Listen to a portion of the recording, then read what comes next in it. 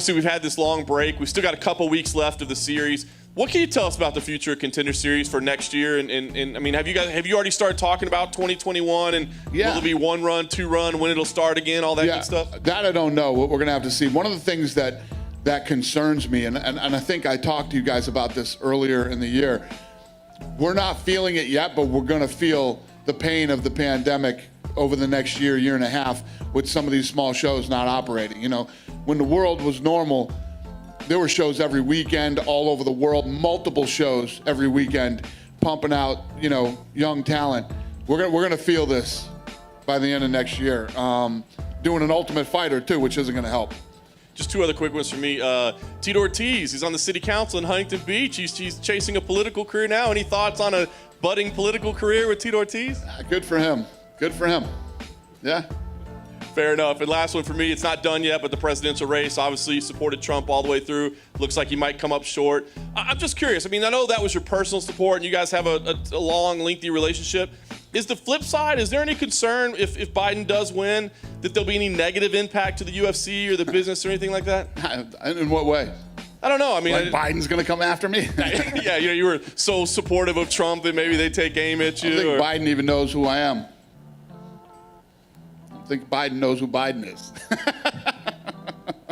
I had to do it. I don't think so. Who knows? I don't know.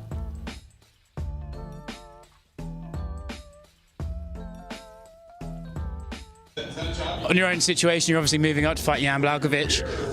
I remember there was one time I spoke to you before your Kelvin Gastelum fight. Oh, let's go. Yeah, it was just bling bling. Flex on them. So you actually had one on the broadcast. You had one on the UFC one. That's if I don't want to wear my belt around, I just rock that around. That's not bad, man, not bad. I remember I spoke to you before your Kelvin fight, and I said to you, does it ever annoy you that people are just going to look past this fight and talk about your next fight? I feel like Jan's going to be the same situation. By the time Jan rolls around, they're not going to talk about Jan, they're going to be talking about the John Jones fight. Are you prepared for it, or is that going to still annoy you? I mean, I'm prepared for it, but I also know it's going to be part of it, but I don't look past Jan. Jan's a beast. Jan, I know he's had some losses. He's climbed back from like 1 to 4 setback to come back and win the title. So yeah, I don't look past a guy like that. He's a beast. So, and I'm jumping up in weight. You know, that's something that gets me jacked up. Like, yeah, let's go. Yeah, actually, yeah. You know what I'm saying? Who's skinny now, motherfucker? Nah, I'm still skinny. I like being skinny, but yeah. It's just something that gets me juiced up, like, yeah, let's fucking go. Juiced up. Not literally. It's kind of funny, right? Because everyone always says you're the underdog against these big, massive guys, and now the first time you're going to be a favorite, it's against the guy you're actually going to be undersized against. Has that crossed your mind yet? Not yet, but allegedly. But people always, like, first thing people see fans, especially when they see me, you can ask in the comments below, if you've ever met me, just tell them how huge I am. Allegedly. Nah, but yeah, like, oh my God, you're so much bigger in person. And I'm like, yeah, like, I don't know, when you see me fight, you see me fighting when I'm like, not cutting weight, but like I'm streamlined, I'm aerodynamic, but then when I'm thick, when Christmas comes around, I'm a big boy, but I'm still fit. I'm still fit, man. On the surface of it, it's a big, heavy puncher against a guy who can move. Seems like we just saw you in a fight like that. Do you think it's the same sort of thing, or does Jan have tools that Costa doesn't have? I think so. Jan definitely has his awkward style of striking, which is something I'll definitely take care of. I have my teammate Blood Diamond, Shejuan. He's even more awkward, so I'll have some work for that. And also he's got his apparently wrestling or grappling, but you might get to see my ground game a little bit more this fight. You've seen some in the Kelvin Gastelum fight and the, the Tavares fight. You've seen it in the Italian fight when I single leg X sweep them and then try to get on top, you know. But you might see a little bit more this fight, maybe. But I mean, you got to get me first. You got to be able to catch me first. I just like striking, but I also love grappling, but I only use it when I need to. Kind of like Razor Blade. Razor Blade, Curtis Blades likes to use his grappling, but if he's forced to stand up, he'll fuck you up on the feet. Does this surprise you? John Jones hasn't tweeted about you fighting for the 205-pound title yet. He's probably loading. And he's probably waiting till, I don't know. I don't even know. I don't check. But like, he's loading. I know it's rubbing him the wrong way. I know it's rubbing him the wrong way, so I'm like, all right, say something stupid. He knows I got clips. I'm ready for him. you could pick one thing, do you fight John Jones at 205 pounds where he was considered the best, or do you wait for him to win the heavyweight title and fight him for the heavyweight title and beat him there instead? I'd say the first, then the second. Like if I was waiting, I'd just go back to 185 and fuck people up there, and then if he wins the heavyweight belt, I'll just jump up and then take that off him. But it'll be cool. It's like, okay, you took my old fucking toy, now I want it back. Yeah, I want my toy back. Yeah, and he comes back down and I slap him across the face. Do you think he moves up to heavyweight, or do you think he will wait down now to fight you? Fuck. He still hasn't got a fight match, though, has he? He's taking time to get accustomed to heavyweight, when he's been saying for the last 10 years he can beat any heavyweight, blah, blah, blah, blah, blah.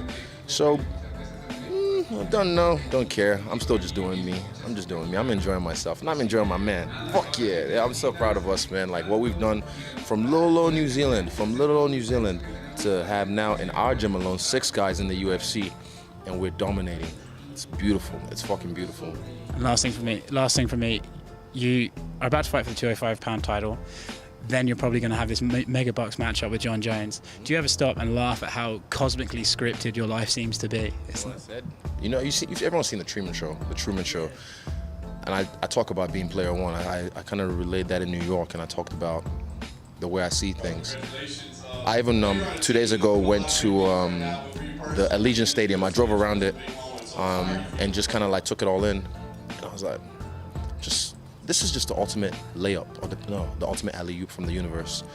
I'm about to dunk that bitch like Shaq in the 90s, man.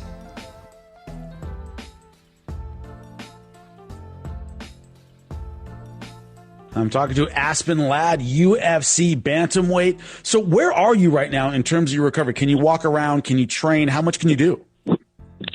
I'm doing really well. I've been training, actually. I'm back to boxing. Not sparring yet, but I am boxing. I've been just starting into like the faster twitch stuff. I can run, I just can't run far, and I'm getting better at fast.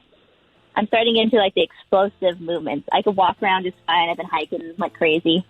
But certain sport-oriented movements like twisting, grappling, wrestling's into the last thing I can do.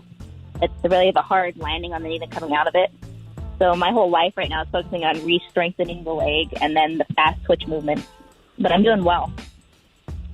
What's it like being on the sidelines, seeing people fight in your division, watching fighters move up, fighters move down, and having to watch and not participate? Is that just maddening as a competitor? Oh, it's horrible, especially during this time because everybody's getting such quick turnarounds, and then they're getting to fight outside of their weight class. I've seen that a lot. Like, I want to fight 35 and 45, and then these people are getting back-to-back fights. It's fantastic. And then you have all the COVID regulations, which aren't great. Like, you don't have people, but at the same time, for the fighters that are actually showing up, the amount of privacy you get and the amount of just, like, not having to deal with extra stuff. For an introvert like me, it's like, oh, my God, that sounds amazing, and I can't do it. So who do you have on your radar, if anybody? You talked about the quick comebacks. And one thing about women's MMA, I think north of 115, I tell everybody, look, if you stay in the mix long enough, you're going to get the title shot. Just have such dominant champions in Shevchenko, Amanda Nunes. You know, they keep cycling through talent. And if you stay near that top, right now you're ranked number 3 in the UFC. If you stay in there, you're eventually going to get your shot simply because the law of attrition. Who do you have on your radar for a comeback when you finally are ready to go? Is there anybody you'd like? I'd love to still fight Pena. I was supposed to fight her for all the beginning of last year, and it just never panned out. And also a fight that I've always wanted was Pennington, just so I think it'd be fun. It's going to be a firefight. So basically they're both pioneers, and they're both really high up there. I want to fight both of them.